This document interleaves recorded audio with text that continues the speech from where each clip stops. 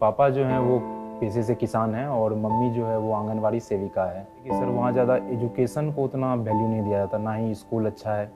ज़्यादातर बच्चा वही गाय भैंस चराने में रहता है। ऐसा पर डे हमको लगभग 20 किलोमीटर साइकिल चला के जाना पड़ता था पढ़ने। पर डे इंसान का दिमाग डिमोटिवेट हो जाए तो वो चाहता है कुछ खुशी मिल जाए, हमको कुछ तो अच्छा मिले, तो वो पढ़ाई छोड़ ही देता है साहब और इधर भाग जाता है। इतना निगेटिव साइड हम जा चुके थे। फिर 12th में आए तो लगा दोस्त कि ने क्या दिया था? कुछ ऐसा ही था, नशा टाइप का। तो यही लड़कों की प्रॉब्लम ही यही है, वो अपने दिल की बात जल्दी बता नहीं पाते, इमोशन बता नहीं पाते। लगभग 8 9 10 महीना सिर्फ उसी रूम में पैक रहना, किसी से कोई इंटरेक्शन नहीं, तो बहुत डिप्रेस हो चुके।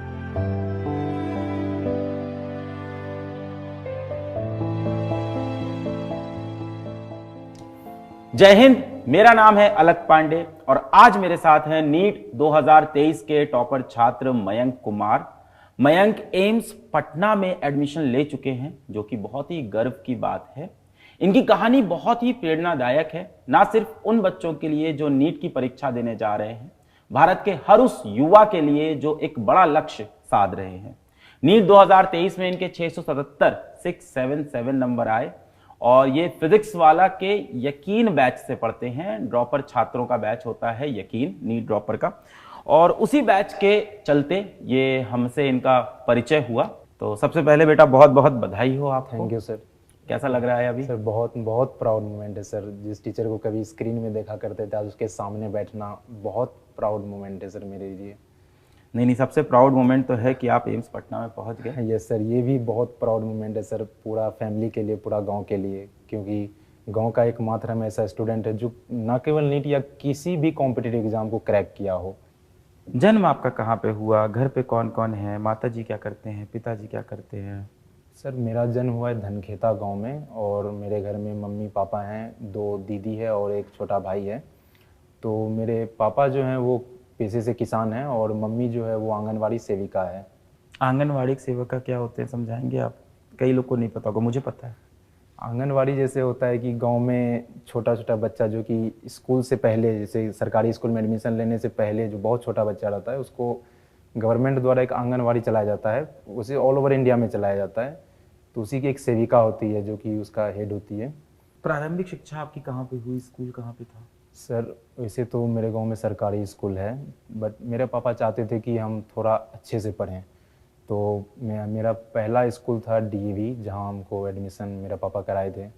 फिर जब गांव का माहौल इतना ख़राब था कि पापा नहीं चाहते थे कि हम उस माहौल में पढ़ के कोई गलत डायरेक्शन में चले जाएं, तो वो हमको एक हॉस्टल में डाल दिए थे। गांव का माहौल खराब था मतलब?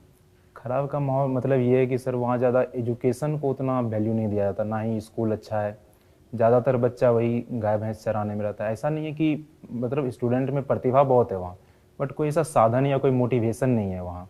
इसका कमी है, जिस वजह से बहुत कोई गलत डायरेक्शन में चला जाता है, जिससे कुछ वही राजनीति हो गया, गांव का लोकल पॉलिटिक्स हो जाता है जो कि बहुत गंदा होता है, और कुछ नशा वशा। तो मेरे पापा चाहते थे कि हम पढ़ें, तो उनका इतना नहीं था हैसियत, फिर भी हमको पढ़ा। इवन मेरे गांव में बहुत सारे ऐसे लोग हैं जिसका कि कैपेबिलिटी था पढ़ाने का, बट मेरा पापा अपना सब कुछ त्याग करके उनसे भी ज़्यादा अच्छे स्कूल में हमको पढ़ाया हमेशा से। तो क्लास 1 2 3 ये सब आप किस स्कूल में पढ़े? सर डीएवी पब्लिक स्कूल में हम पढ़े थे। तो शुरू में तो पढ़ने में हम बहुत अच्छा थे। कितना फिर दूर जब था ये स्कूल घर से? घर से 4 किलोमीटर था। तो बचपन में तो रिक्शा से जाते थे, फिर बाद में थोड़ा बड़े हो गए तो साइकिल से जाने लगे।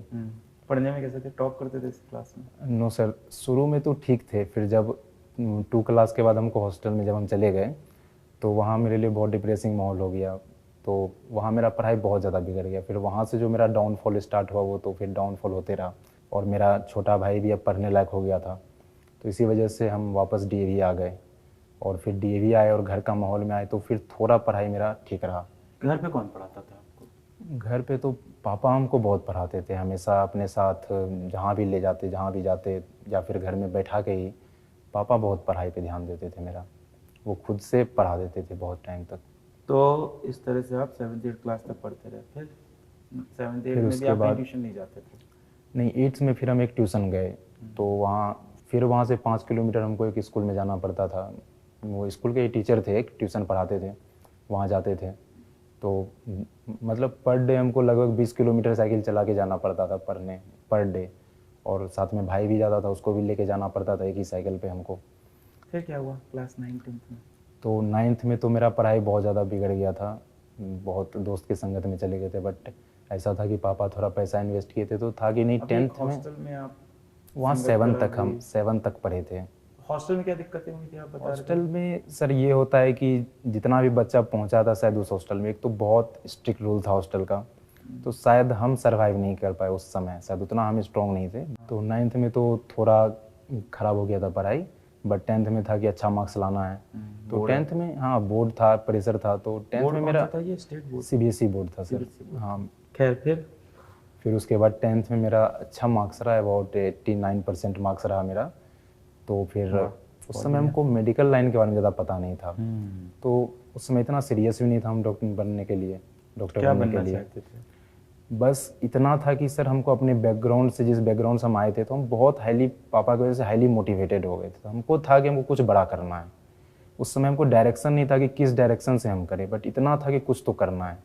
जो बच्चा गरीब घर में पैदा होता है उसका लक्ष्य होता है कि उसे ढेर सारे पैसे कमाने हैं, और मुझे लगता है इस सोच में कोई बुराई नहीं, बिल्कुल नहीं, क्योंकि आप इन हालातों में पैदा हुए होते हो कि जो आपकी बेसिक ज़रूरतें हैं वो आपको नहीं मिल रही हैं, तो आपको लगता है इतना पैसा हो कि मैं अपने माँ बाप को हर खुशी दे दूँ किसी तरह से करके। Yes sir.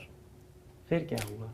10 तक आपको फिर मेडिकल परीक्षा हाँ, तो पता ही नहीं थी? कोई पता नहीं था। तो मेरा एक दोस्त बोला, उस समय तो ऐसा था कि तो सब जानता है मेडिकल कितना महंगा होता है, और मेरे गांव से तो कोई ऐसा कॉम्पिटिटिव एग्जाम में जाता तक नहीं था।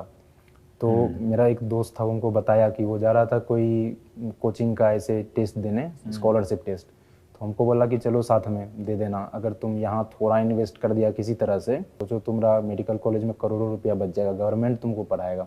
जब इस सब बारे में डिटेल में जाने हम, तब हमको लगा कि नहीं, ये वो लक्ष्य है, ये वो पाथ है जिस पे चल के हम अपना गोल अचीव कर सकते हैं।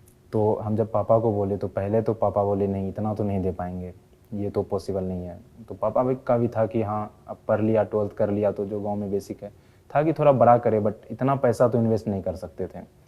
तो जब हम बोले कि हम फ्री में डॉक्टर बन जाएंगे बहुत मिनिमम कॉस्ट पे, अगर हम अच्छा कॉलेज ले लिए, तो तब पापा थोड़ा माने और एक ज़मीन बेचे थे किसी अपने काम के लिए।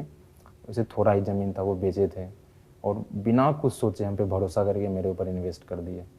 घर में किसके क्लोज हो सबसे ज़्यादा? हम अभी भी सर उतना ज़्यादा फैमिली से खुल के नहीं कर पाते, ये मेरा बहुत बड़ा नेगेटिव पॉइंट है ये शायद। सारे लड़कों का होता है। Yes sir. लड़के ऐसे ही Of course, होते हैं, ऐसे ही। अपने घर वालों से बात ही नहीं कर पाते हैं। हम आज भी बहुत सारा ऐसा इमोशनल बात है जो हम यहाँ बोलेंगे, बट मेरे फैमिली में किसी को नहीं पता है। बिल्कुल, अगर उनको आप पता भी चलेगा तो हमेशा यहाँ देखो, जो माता होती है, मम्मी होती है घर की, और अगर आपकी कोई बहन है तो मम्मी और बहन का बॉन्ड बड़ा स्ट्रांग दिखता है। हाँ, दोनों हमेशा बिल्कुल। साथ में रहेंगे, साथ में घूमेंगे, साथ में सोते हैं, उन लोग हमेशा साथ में किचन में खाना बना रहे हैं, साथ में सारे काम। और अगर घर में बेटा है तो वो एकदम दूर रहता है माँ और बहन से। और धीमे धीमे ऐसा आपके अंदर भी आता है, यार ऐसा क्या है कि मैं भी तो माँ से प्यार करता हूँ, मैं क्यों नहीं साथ। कोशिश भी करते हैं, 10-15 मिनट बाद भी करते हैं, फिर हो नहीं पाती है, फिर दूर हो जाते हैं। पर कोशिश करते रहना चाहिए, यही लगता है। ऐसे लड़कों की प्रॉब्लम ही यही है, वो अपने दिल की बात जल्दी बता नहीं पाते, इमोशन बता नहीं पाते, और पाल पोस के बड़ा भी ऐसा किया जाता है। आप मूवीज में भी, भारतीय मूवी में भी आप यही देखते हो कि मर्द है तो बाहर जाएगा, काम करेगा, पैसा कमाएगा, कभी आंसू नहीं बहाएगा। कभी आंसू नहीं बहेगा। सच्चाई है कि मर्द भी इंसान है, आंसू उसके भी बहते हैं और बहुत सारे बहते हैं। अभी आप देखो जो मूवमेंट चलता है फेमिनिस्ट का, या कुछ औरतें ऐसा, कई बार मैंने देखा है, कुछ फीमेल्स ऐसी हैं, कई जगह मैंने अपने फ्रेंड सर्कल में देखा, कई बार आप देखो ऑफिस में देखो, फ्रेंड सर्कल में देखो, कुछ महिलाएं होती हैं जो बोलती हैं सारे मर्द खराब है और मर्दों के अंदर ये दिक्कत है। हो सकता है उनकी बात सही हो, क्योंकि उनके जीवन के एक्सपीरियंस उनको ऐसे मर्द मिले।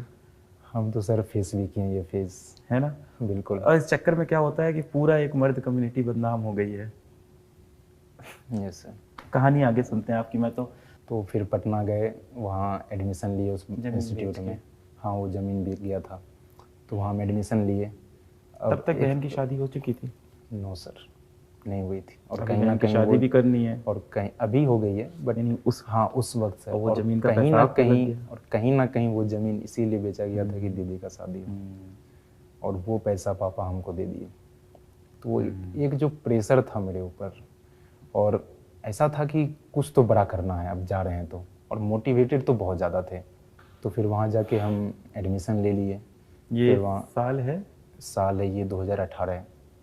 उस समय बोर्ड एग्ज़ाम देने के बाद फिर वहाँ गए, तो इंस्टीट्यूट में जब बैठे तो वहाँ बहुत सारा टॉपर्स आया हुआ था। आईसीएसई बोर्ड सबका बच्चा था जो कि ऑलरेडी बहुत 11-12 का सिलेबस पहले से कवर करके रहता है। और मेरा था कि हम बोर्ड तक, और बहुत सारा ऐसा बच्चा मेरे भी स्कूल में था जो टॉपर्स था। वो क्या था कि नीट जेई का तैयारी वो लगभग 9 क्लास से स्टार्ट कर देता था, 9 से कुछ कुछ पढ़ने लगता था एक्स्ट्रा। और हमेशा थे कि बस हमको हाँ बोर्ड निकालना है। और हम मस्ती बहुत करते थे, खेलना कूदना उस समय। इवन 10th में भी हर इवेंट में जो स्पोर्ट होता था स्कूल में, 15 अगस्त में परेड होता था, तो कोई भी पढ़ने वाला बच्चा इससे बहुत दूर रहता था। लेकिन मेरा था कि नहीं, ये भी एक लाइफ है, इससे भी बहुत कुछ सीखने को मिलता है। तो स्पोर्ट में भी हमेशा एक्टिव रहे और पढ़ाई को भी 10th तक तो मेंटेन किए। जब पटना गए, जब बहुत सारा बच्चा आया जो कि बहुत टॉपर था अलग अलग जगह से, वहाँ जब फेस किए वो लोग को, तो जब पहला मॉक टेस्ट हुआ था, मेरा फिजिक्स में निगेटिव मार्क्स, केमिस्ट्री में निगेटिव मार्क्स, बायो में बस कुछ मार्क्स आया था, बहुत कम। और वो जब मैसेज डायरेक्ट मेरे पापा को गया, इतना निगेटिव मार्क्स, तो पहले तो हमको लगा कि चलो पहला बार है, फर्स्ट है, कोई दिक्कत नहीं, सेकंड टेस्ट में और मेहनत करेंगे। हॉस्टल में रहते होगे वहाँ? नो सर, अफोर्ड नहीं कर सकते। तो कहाँ रहते थे? हम एक रूम में रहते थे लेके, अच्छा। खाना खुद बनाते थे वहाँ पे। तो हमको लगा सेकंड में कर लेंगे। तो पहला बार तो एक था कि नया नया पटना गए थे तो थोड़ा एक्साइटमेंट रहा था, घूमना, नया नया जगह एक्सप्लोर करना, दोस्त के साथ घूमना। तो फिर सेकंड बार से सब कुछ बंद किए, खुद से बहुत ज़्यादा पढ़ने लगे।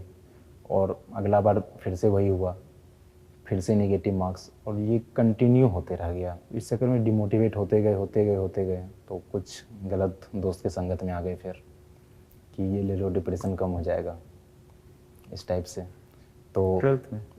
11th में ही पटना में ऐसा आम बात था स्टूडेंट के बीच में, वहाँ बहुत स्टूडेंट जाते हैं और वहाँ आम बात है, कॉमन बात है। तो थोड़ा नेगेटिव साइड हम गए और जाते चले गए। और उस समय नया नया पटना जाना, तो कुछ फ्रेंड बनी। और मेरा ऐसा था कि अब पढ़ाई नहीं हो रहा था तो और ज़्यादा डिमोटिवेट हो गए। एक होता है ना कि अगर बहुत ज़्यादा इंसान का दिमाग डिमोटिवेट हो जाए तो वो चाहता है कुछ खुशी मिल जाए हमको, कुछ तो अच्छा मिले, तो वो पढ़ाई छोड़ ही देता है साथ और इधर भाग जाता है। इतना नेगेटिव साइड हम जा चुके थे। तो ये कुछ ऐसा फेज था जो कि और मेरा रिजल्ट ख़राब होते रहा। फिर 12th में आए तो लगा दोस्त कि ने क्या दिया था? कुछ ऐसा ही था, नशा टाइप का। तो इसको बोलते हैं शैतान से समझौता करना। ये सर, शैतान जो होता है ना, वो शैतान जैसा दिखता नहीं है कभी भी। और वो सबसे पहले कहता है मेरा हाथ थाम ले, तेरे सारे कष्ट दूर हो जाएंगे। बिल्कुल। फिर आप हाथ थामते हो, फिर शैतान कहता है चल इन पेपर पे एक बार साइन कर दे, तेरी ज़िंदगी अच्छी हो जाएगी।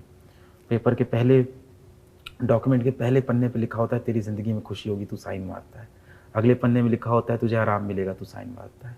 अगले पन्ने तक तू बिना पढ़े जब साइन मारता है ना उसको, तो उसमें लिखा होता है कि मैं तेरे ज़िंदगी का सारा कंट्रोल अपने हाथ में ले लूँगा। Yes sir. तू सिर्फ एक कठपुतली बन के रह जा। Yes sir. और इंस्टीट्यूट में ऐसा था कि बहुत से लोग, बहुत से बच्चे, बहुत सा यूथ इस चीज़ में भी विश्वास करता है कि कुछ प्रकार के ऐसे नशे हैं जो उनको आगे बढ़ने में मदद करेगा। यस सर, आज भी मेरा एक दोस्त बोलता है इस टाइप से बात। इससे तुम्हें क्रिएटिव थिंकिंग मिलेगी, इससे तू दूसरी दुनिया के बारे में सोचेगा। मैं आपको जीवन के अनुभव से ये चीज़ बता सकता हूँ, कुछ भी नहीं मिलेगा आपको, कुछ भी नहीं मिलेगा। दिन, महीने, साल आपके गुजरते जाएंगे, आपको अपनी ख़राब होती तबीयत, घर वालों से ख़राब होते आपके रिश्ते, ख़राब होते हालात, जेब खाली होती हुई, आँख काली होती हुई, इसके सिवा आपको कुछ नहीं मिलना उस दुनिया से कभी भी। कब तक चला ये सिलसिला भाई? पूरा 12th तक। 12th के स्टार्ट में लगा था कि चलो 11th बर्बाद हो गया, 12th संभाल लेंगे हम। घर पे बात नहीं करते थे? हम ऐसा है कि सर हम कॉल्स पे भी घर पे ज़्यादा बात नहीं करते। मम्मी कभी कभी बोलती थी कि कॉल काहे नहीं करता है तुम। काहे नहीं करता था तो? यही रीज़न था कि बहुत नेगेटिव मार्क्स आ रहे हैं, कैसे बात करें, क्या बात करें। गिल्ट। फिर हम उस समय ट्राई करते हैं कि इतना डिप्रेसिंग माहौल में अगर कुछ भी हम लोग को अच्छा मिल जाता है जो मन को रिलैक्स करता है, उसकी तरफ हम भाग जाते हैं तुरंत। अगर उस एज में प्यार मिला, गर्लफ्रेंड मिला, तो हम लोग उधर भागते हैं और वो और टाइम वेस्ट करता है। ऐसा नहीं होता कि सारा खराब ही होता है, अगर कुछ अच्छा मिले तो बहुत आगे बढ़ने में हेल्प करता है। देखिए, ये प्रेम नहीं, ये सच्चाई से भाग रहे थे। हाँ, ये सच्चाई से भाग रहे थे। सच्चाई थी, लक्ष्य को पाना था वो आप कर नहीं पा रहे थे, दुखी यही। हुए, और आपको उस दुख के लिए आसरा मिला एक लड़की के पास, तो आपने उसको प्रेम समझ लिया। और यही था सर। और कुछ नशे? वो लॉकडाउन में एक चमत्कार हुआ। लॉकडाउन में एक ऐसा चमत्कार हुआ कि उस समय डीडी नेशनल पे प्रसारण हो रहा था रामानंद सागर जी का रामायण और श्री कृष्णा का। तो हमको पापा बचपन में भी दिखाए थे, तो इस बार भी हम देख रहे थे और कुछ तो और दे नहीं रहा था। तो पापा जब वो एक ऐसा समय था जब हम पूरा फैमिली एक साथ बैठते थे। वैसे तो कभी बैठते नहीं थे ज़्यादा, बट लॉकडाउन में बैठ रहे थे हम लोग।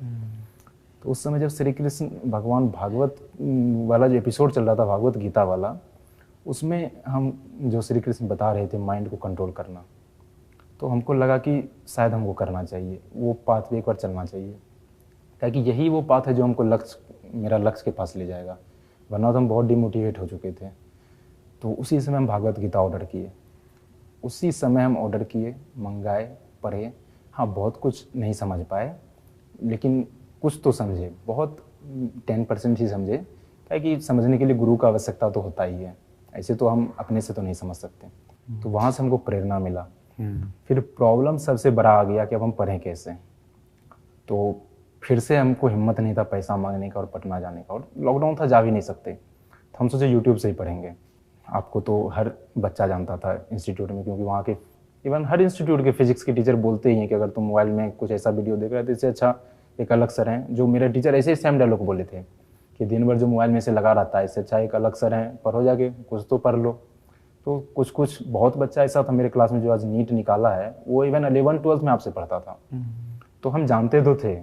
तो उस समय फिर हम स्टार्ट कर दिया आपके ही वीडियो से, फिजिक्स और केमिस्ट्री का कुछ चैप्टर यूट्यूब के वीडियो से ही हम कंप्लीट किए हैं। फिर वहाँ से हम अक्टूबर से स्टार्ट किए अपना पढ़ाई, पूरा फोकस्ड हो गए।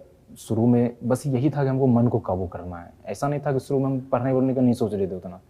बट हुआ क्या कि 2021 नीट से पहले हमको पता था हम निकाल लेंगे, सबको पता था हम निकाल लेंगे। फिर ऐसा हम बीमार पड़े, 1 वीक पहले ऐसा बीमार पड़े कि हमको नींद ही नहीं आने लगा, शायद पैनिक या जो भी हो, हम सो ही नहीं पा रहे थे। तो नीट से 3-4 दिन पहले लिटरली 3 दिन तक हम बिल्कुल भी नहीं सोए। ट्राई कर रहे हैं, पूरा रात करवट बदल रहे हैं, सो नहीं रहे। रात में अगर सो नहीं रहे हैं तो पूरा दिन सर दर्द हो रहा है। तो उस समय हम फिर गए एग्ज़ाम देने, पटना सेंटर ही पड़ा। तो घर से गए, पूरा रात ट्रेन में ट्रेवल किया। हम सोचे थे सो जाएंगे ट्रेन में, वहाँ भी नहीं सो पाए। तो स्टेशन पे सुबह जब दानापुर स्टेशन पे वहाँ उतरे थे, तो वहाँ स्टेशन के बाहर जो सब सोता है, तो हम सोचे नहीं, हमको सोना तो बहुत ज़रूरी है। हम वहाँ अपना एक गमछा बिछा के लेट गए सोने के लिए। ऐसा सिचुएशन हो गया था, इतना ज़्यादा तबीयत ख़राब हो गया था मेरा।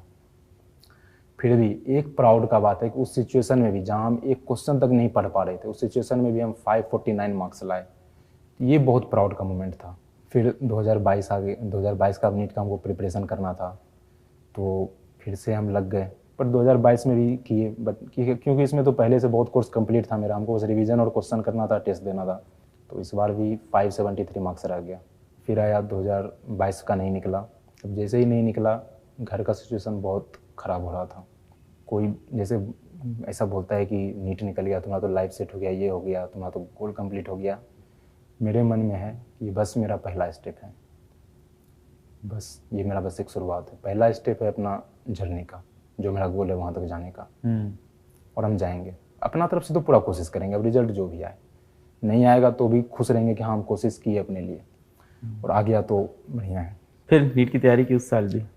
हाँ सर, फिर रात में 1 बजे तक पढ़ते थे और फिर सोते थे। सुबह 5-6 बजे उठते थे, सुबह भी 1 घंटा पढ़ के। वैसे स्कूल में 7 बजे रिपोर्ट करना रहता था। फिर क्या हुआ?